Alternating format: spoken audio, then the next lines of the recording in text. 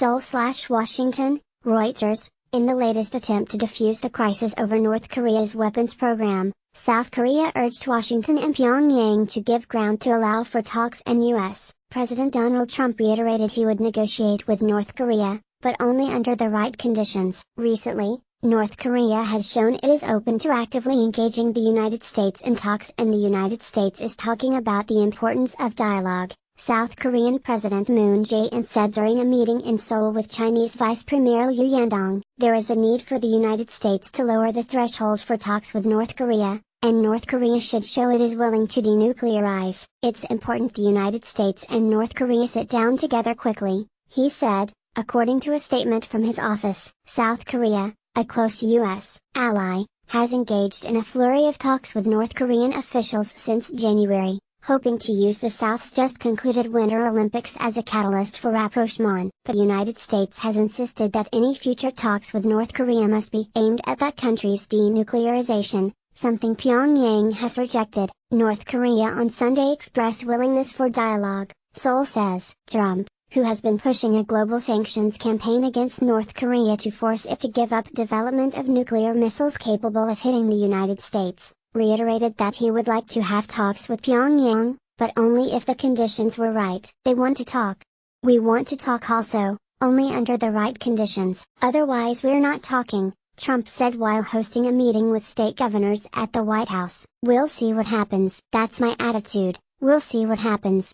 Trump and North Korean leader Kim Jong-un have exchanged taunts that have raised fears of war, and Trump last August threatened to go beyond sanctions by threatening fire and fury, although his administration says it prefers a diplomatic solution to the crisis. Trump's Phase 2 on Friday, Washington announced its largest package of sanctions yet on North Korea, and Trump warned of a Phase 2 that could be very, very unfortunate for the world if the steps did not work. An apparent reference to military options his administration says remain on the table. Another reference to the risk of war, Trump added on Monday, "We're talking about tremendous potential loss of numbers that nobody's even contemplated, never thought of."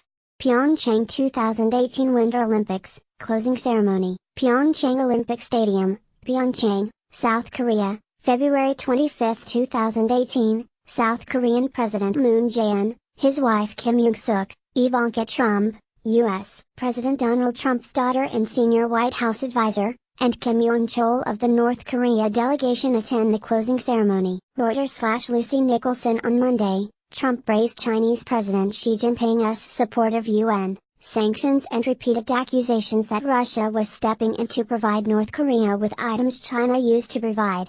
"I think that President Xi is unique. He's helping us with North Korea," Trump said, crediting the relationship he has built up with the Chinese leader. "And Russia is behaving badly because Russia is sending in what China is taking out. So China's doing pretty good numbers, but Russia is now sending a lot of stuff. But I think they want to see it come to an end also, I think everybody does."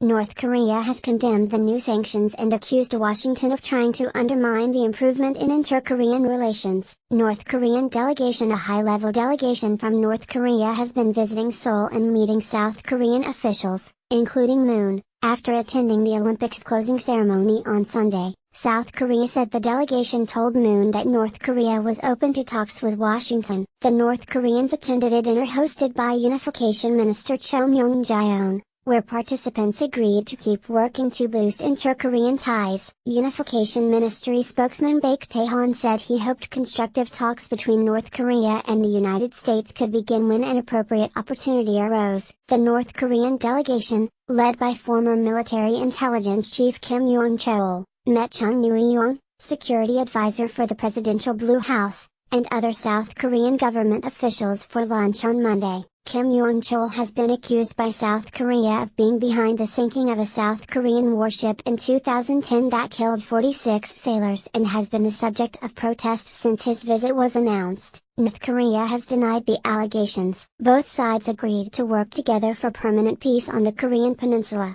sustainable relations between North and South Korea, and balanced cooperation with the international society, the South's presidential office said in a statement. Reporting by Christine Kim in Seoul and Roberta Rampton in Washington, additional reporting by Doina Chiaku and David Brunstrom, editing by Jonathan Otis. Our standards. The Thomson Reuters Trust Principles.